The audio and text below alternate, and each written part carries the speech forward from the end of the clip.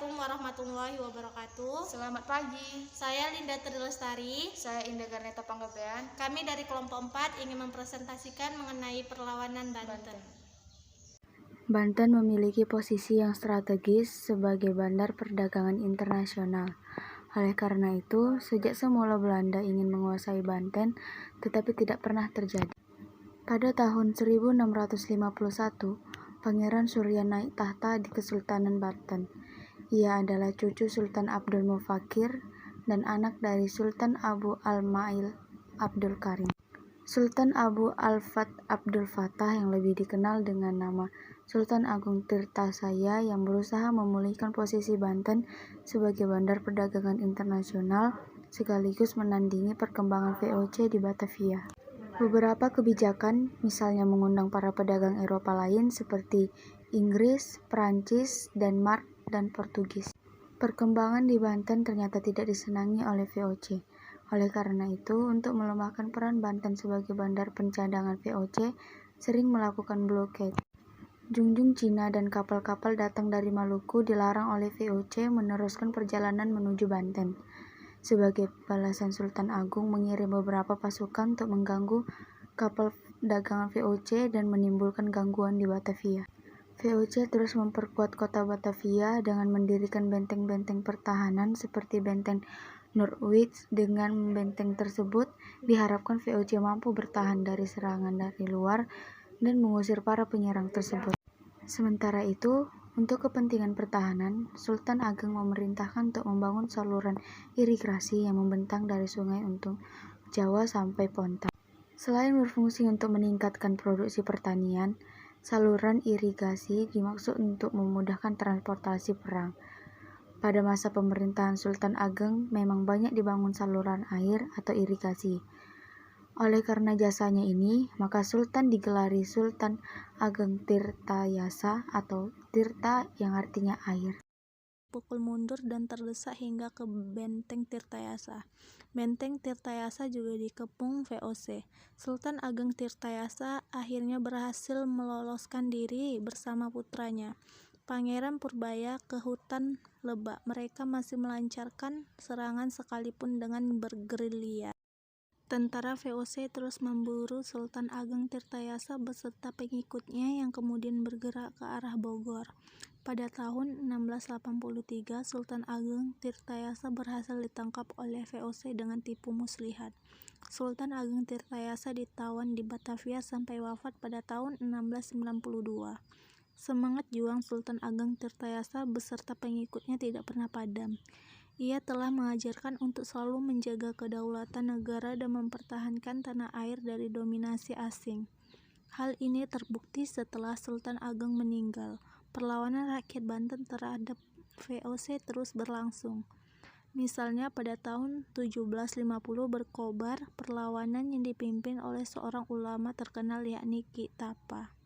Pada bulan November 1750, gabungan pasukan VOC dan tentara kerajaan berhasil dihancurkan oleh pasukan Ki Tapa.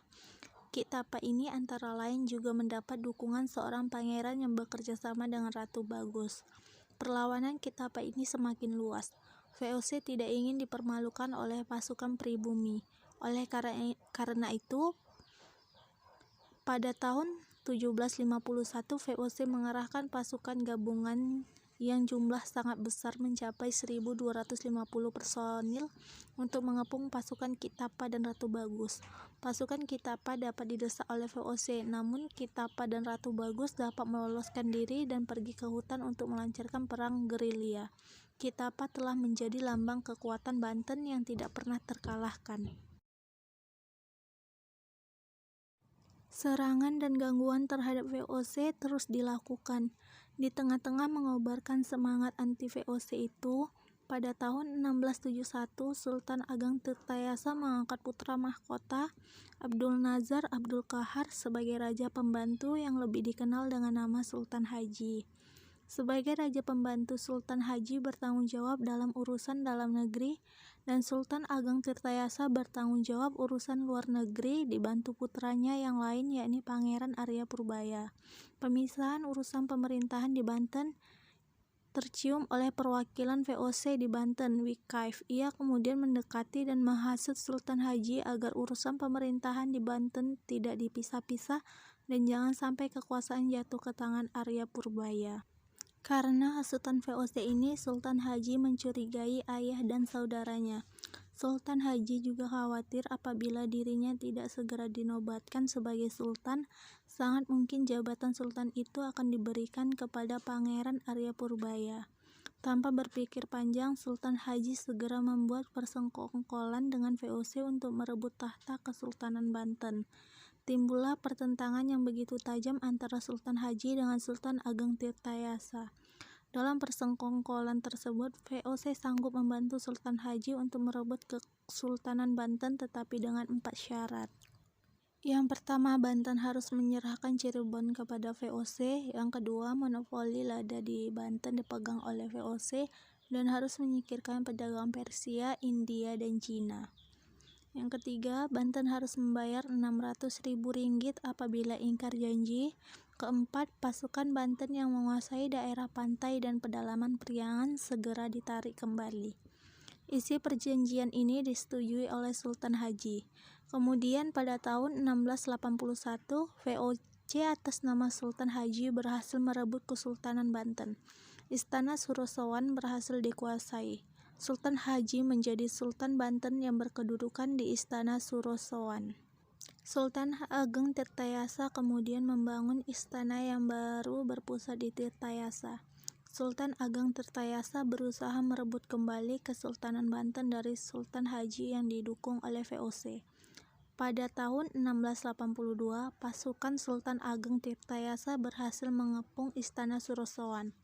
Sultan Haji terdesak dan segera meminta bantuan tentara VOC. Datanglah bantuan tentara VOC di bawah pimpinan Francois Stark. Pasukan Sultan Ageng Tirtayasa dapat dipukul mundur dan terdesak hingga ke Benteng Tirtayasa. Benteng Tirtayasa juga dikepung VOC.